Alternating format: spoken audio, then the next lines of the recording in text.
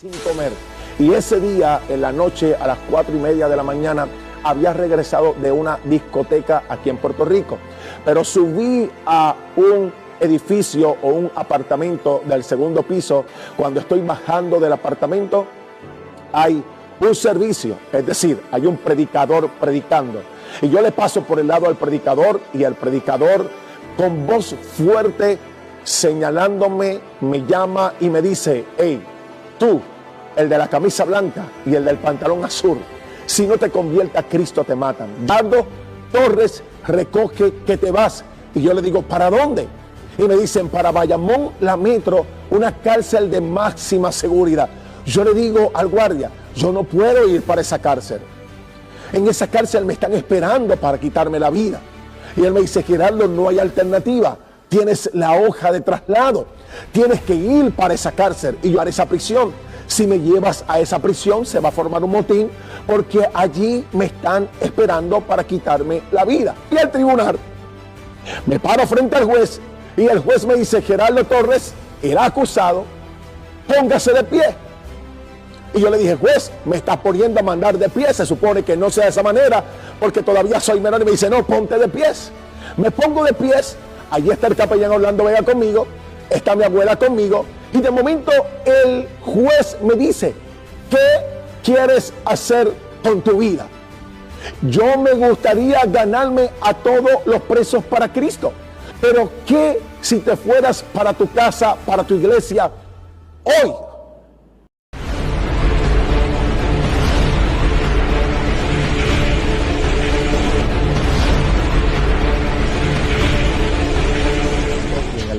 Entero.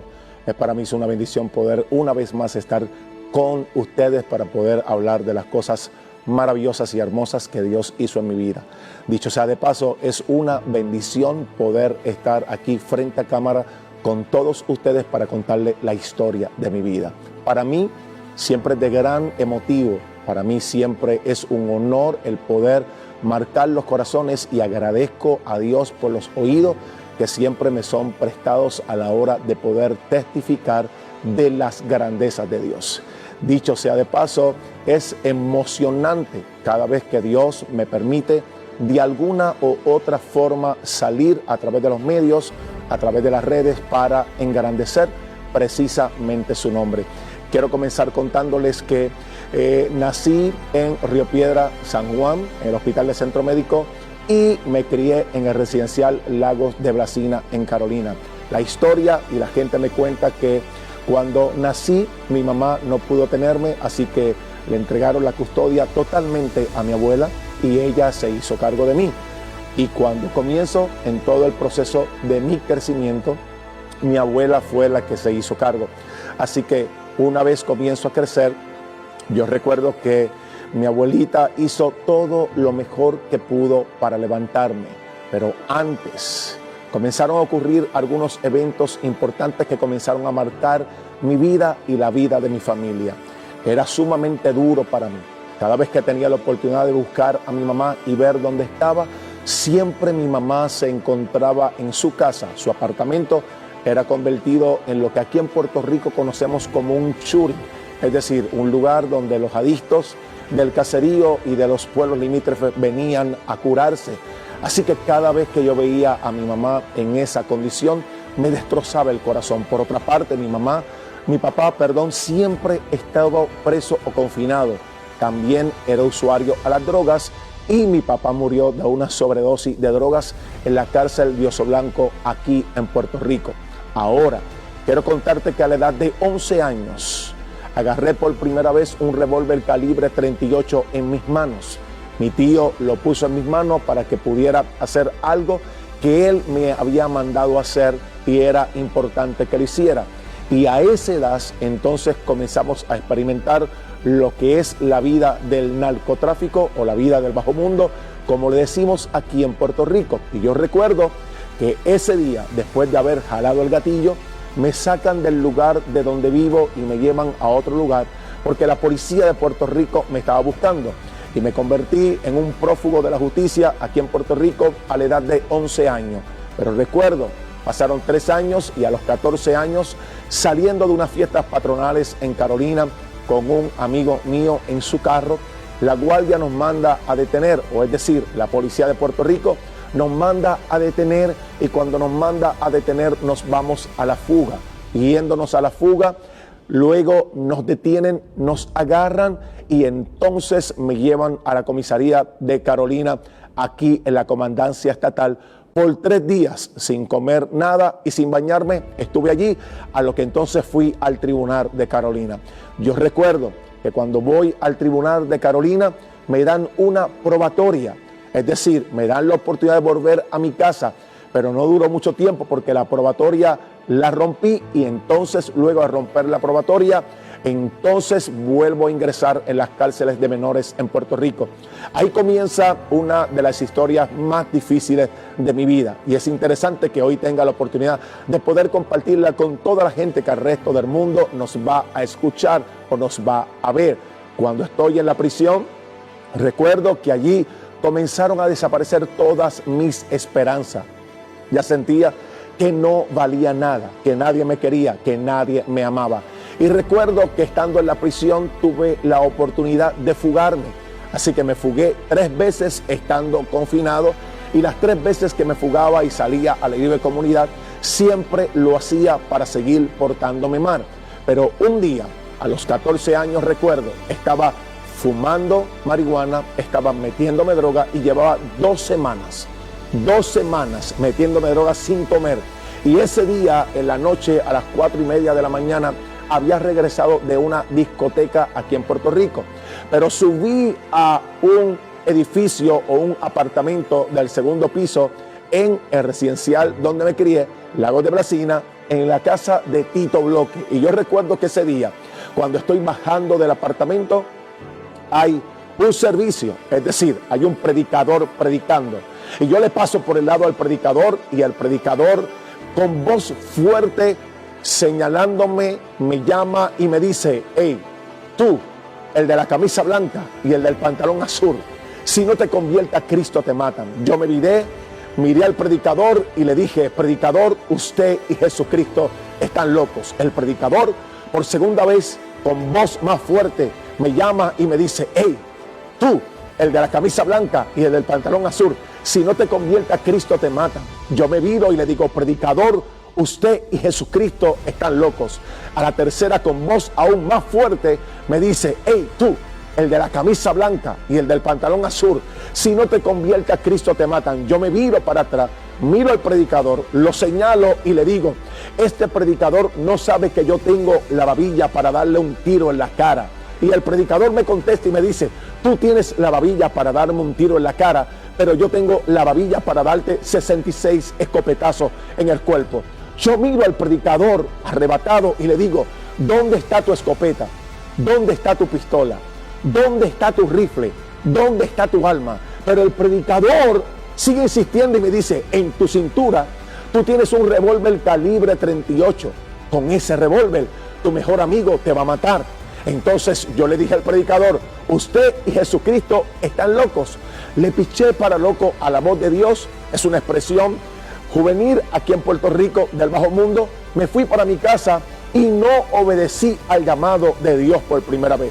Recuerdo como la semana y 2 días regresamos de una discoteca en San Juan, y esa noche, precisamente esa noche, mi mejor amigo me tiende el brazo, o me tira el brazo por encima del hombro, me lleva detrás de un edificio, y esa noche él saca una pistola calibre 40, me la pone en la cara y me dice: Bebo Carolina, despídete del mundo y de tu familia.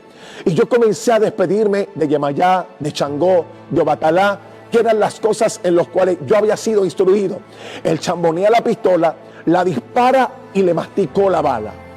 Por segunda vez, con voz más fuerte, me dice: Bebo Carolina, despídete del mundo y de tu familia. Y yo comencé a despedirme de Yemayá, de Obatalá y de Changó.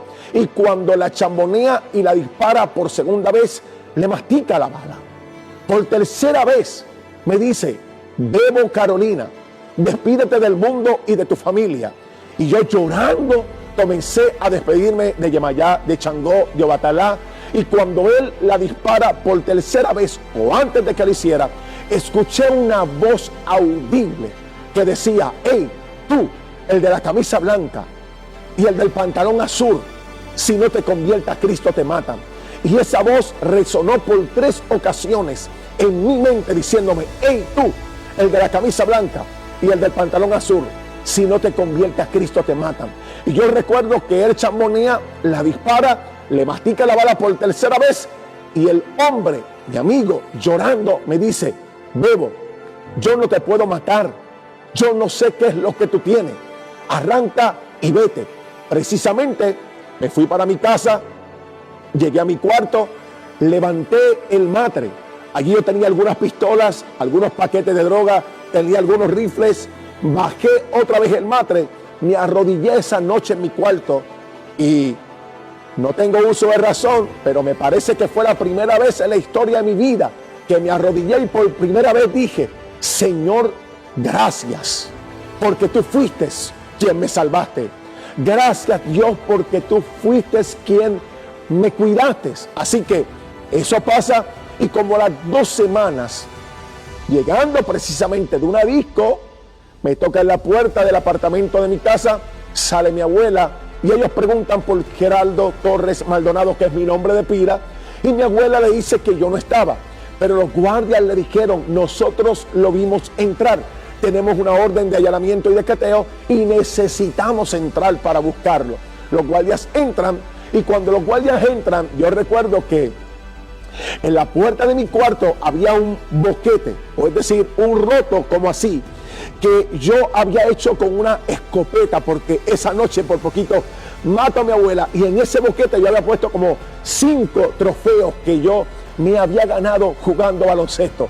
El guardia tira todos los trofeos al piso, mete loco y me llama y me dice: Bebo, levántate que nos vamos. Entonces yo, entre medio dormido y despierto, le digo: ¿para dónde? Y él me dice: bueno, te vinimos a buscar porque ya es hora de ir para la cárcel, para la prisión. Así que me esposan, me sacan sin camisa, sin media, literalmente en un pantalón, me llevan al tribunal de Carolina y esa mañana me sentencian a una cadena perpetua de menor. Escuche bien, ingreso a la cárcel de Humacao y allí comenzó una experiencia aún más desagradable. Los años comienzan a pasar, comencé a buscarme muchos más problemas dentro de la cárcel, comencé a usar muchas más drogas dentro de la cárcel, pero dentro de la cárcel, un día me encontraba aborrecido. Aborrecido es desesperado, es loco, y dije: hoy quiero quitarme la vida, porque nadie me ama, porque nadie me quiere, porque nadie me viene a visitar.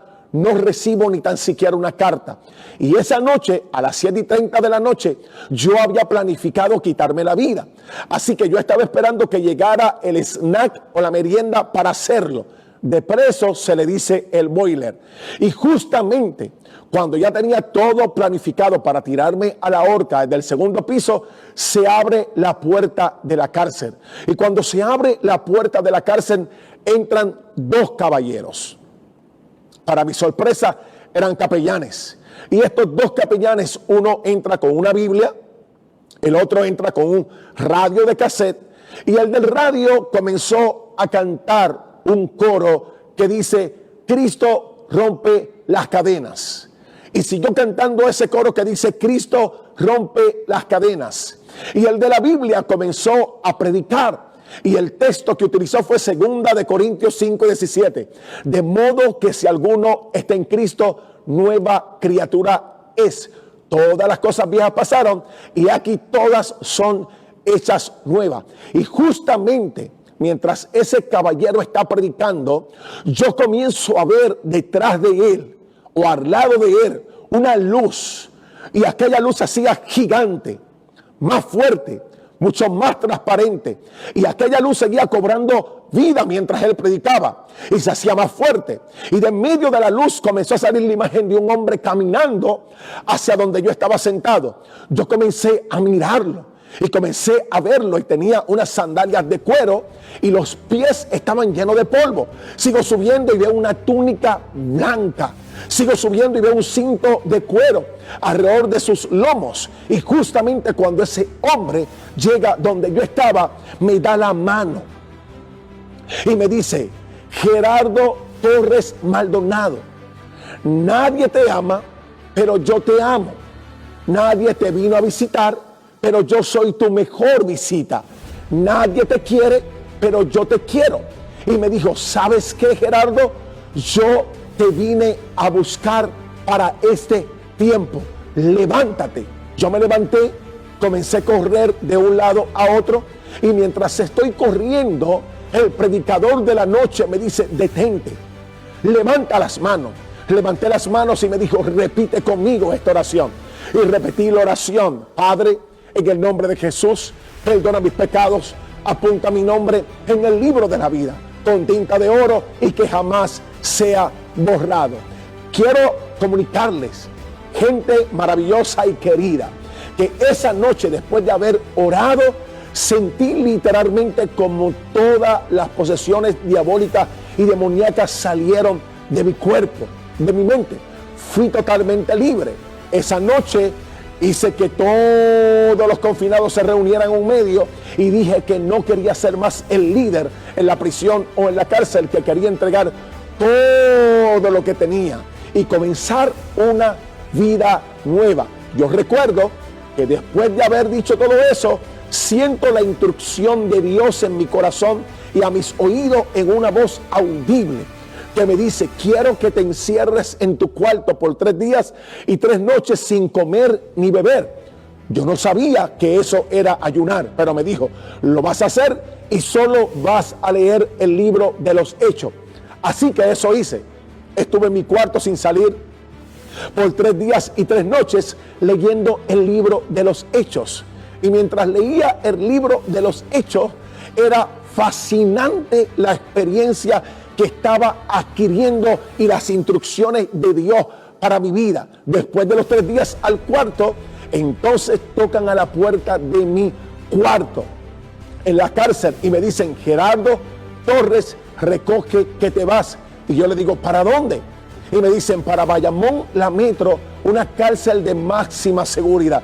Yo le digo al guardia: yo no puedo ir para esa cárcel. En esa cárcel me están esperando para quitarme la vida. Y él me dice: Gerardo, no hay alternativa. Tienes la hoja de traslado. Tienes que ir para esa cárcel. Y yo le digo: no me puedes llevar a esa prisión. Si me llevas a esa prisión, se va a formar un motín, porque allí me están esperando para quitarme la vida. Pero el guardia me dice: no hay alternativa. Recoge todo. Entonces, en una conversación en mi mente, le digo al Señor: Señor, allí me van a quitar mis chancletas. Allí me van a quitar mis tenis. Allí me van a quitar mis ropas. Pero escucho la instrucción de Dios que me dice: al que te diga que le lleves 1 milla, le vas a llevar 2. Al que te quite la capa, le vas a dar también la túnica. Es decir, al que te quite las chancletas, le darás las medias. Entonces yo dije: bueno, si eso es lo que tú quieres, te obedeceré y eso haré. Me fui para la cárcel de máxima seguridad en Bayamón, y cuando llego, la guardia que está en puesto 1 me dice: ¿tú eres Bebo Carolina? Y yo le digo: no, yo tengo un nombre nuevo, me llamo Gerardo Torres Maldonado. Y ella me dice: no, tú eres Bebo Carolina. Y yo le digo: no, mi nombre es Gerardo Torres Maldonado. Y ella me dice: no, yo sé que tú eres Bebo Carolina, y ¿sabes qué? Tú no vas a durar un día aquí, te están esperando para quitarte la vida. Pero de momento, como ya había leído las escrituras, yo le digo a ellos: bueno, eso lo dice usted. El Salmo 91 me dice lo contrario. Dice que el que habita al abrigo del Altísimo morará bajo la sombra del Omnipotente. Diré yo a Jehová: esperanza mía y castillo mío, mi Dios y mi libertador.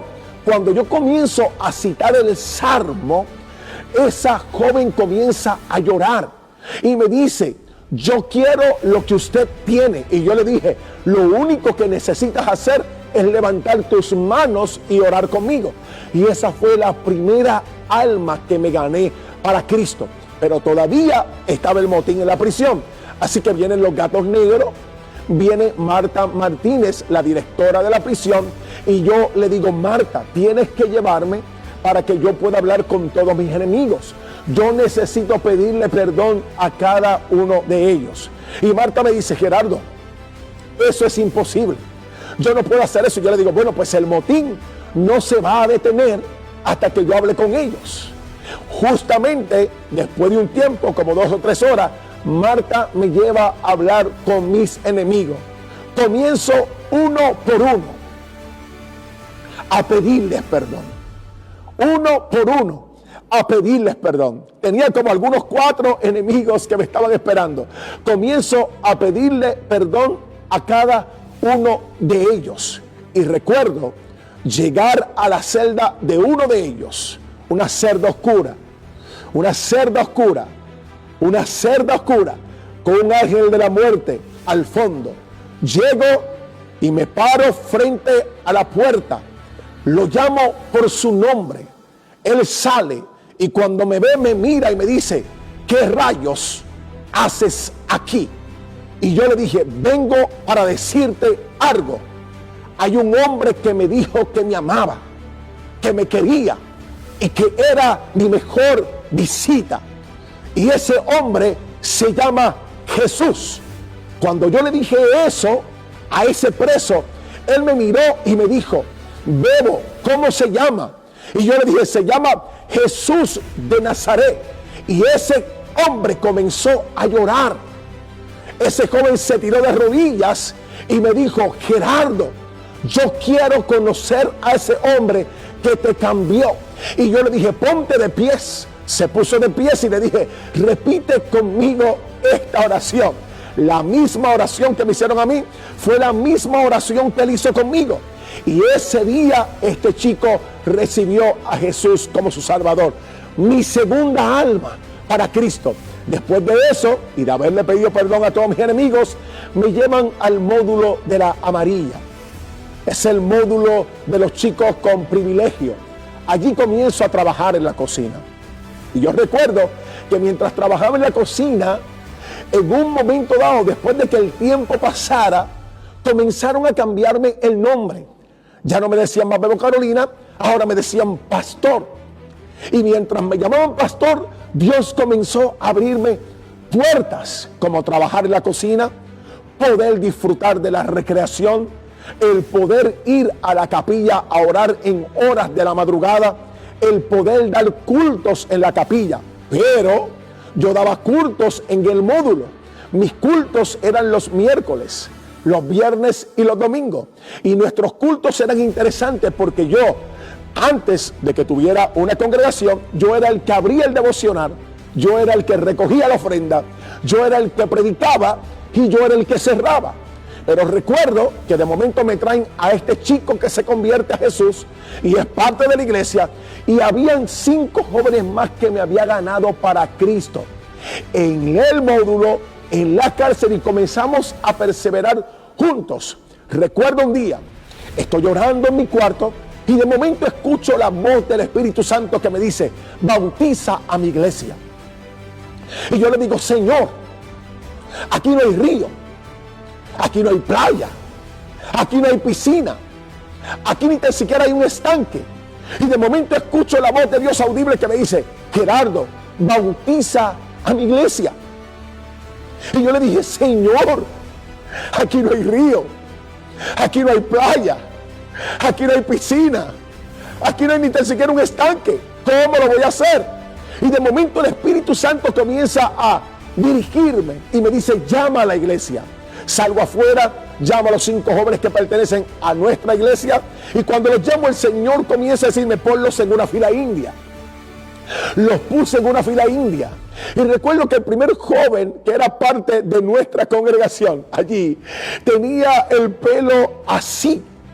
Así que yo cogí al primer joven por el pelo, según la instrucción del Espíritu Santo, y lo bauticé en el inodoro, es decir, en el topo de la cárcel, donde había un poco de agua. Y después que lo bauticé a él, bauticé al segundo, al tercero, al cuarto y al quinto en el inodoro de la prisión. Sorprendentemente cayó una unción extraordinaria. Comenzaron todos a hablar en nuevas lenguas. Fueron bautizados en el Espíritu esa noche. Y la gloria de Dios marcó un antes y un después esa noche en la prisión. Jamás volvimos a ser los mismos. Interesantemente, después de ese movimiento de Dios, los guardias de la prisión, las trabajadoras sociales de la prisión, los demás presos querían formar parte del módulo amarillo y venían los confinados y los guardias a buscar oración para que nosotros orásemos por ella. Y luego recuerdo que después de todo ese avivamiento maravilloso, estaba trabajando en la cocina y me dicen: Gerardo, te vinieron a entrevistar. Y yo le digo: ¿cómo así? Y me dicen: sí, hay una emisora de Puerto Rico que quiere escucharte hablar, que quiere saber qué fue lo que estás experimentando o lo que Dios hizo contigo. Y yo le digo: pues no hay ningún problema. Me llevan al área de sociales y allí ya tenían preparado el escenario para la entrevista. Ellos comienzan a preguntarme: Gerardo, ¿por qué tú has cambiado? ¿Qué te pasó? ¿Qué fue lo que tú viviste? Y yo comienzo a contarle la experiencia, a narrársela. Y mientras estoy predicando y hablando acerca de mi testimonio, como lo estoy haciendo en este momento con cada uno de ustedes, recuerdo que abrieron las líneas telefónicas y la gente comenzó a llamar. Y yo los escuchaba y decían: Gerardo, no te conozco. Bebo Carolina, no te conozco, pero sé que Dios hará de ti un gran hombre. Gente que llamaban y decía: Gerardo, no te conozco, pero sé que Dios hará de ti un gran pastor. Gerardo, no te conozco, pero sé que Dios hará de ti un gran líder. Gerardo, no te conozco. Gente emocionada por lo que Dios había hecho en mi vida. Y de momento una me llama y me dice: Gerardo, no te conozco, pero sé que serás un gran papá en algún momento dado. Y recuerdo, se acabó la entrevista, me llevan a mi celda.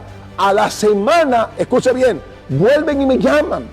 Me traen una camisa nueva, un pantalón nuevo, un par de tenis nuevos, una correa nueva y me dicen: Gerardo, el lunes tienes que ir al tribunal porque el juez te mandó a llamar. Cuando voy al tribunal, me paro frente al juez y el juez me dice: Gerardo Torres, el acusado, póngase de pie. Y yo le dije: juez, me está poniendo a mandar de pie, se supone que no sea de esa manera, porque todavía soy menor. Y me dice: no, ponte de pies. Me pongo de pies, allí está el capellán Orlando Vega conmigo, está mi abuela conmigo, y de momento el juez me dice: ¿qué quieres hacer con tu vida? Y yo le digo: juez, yo me gustaría ganarme a todos los presos para Cristo, porque yo estando preso soy totalmente libre. Pero de momento el juez me interrumpe y me dice: pero ¿qué si te fueras para tu casa, para tu iglesia hoy?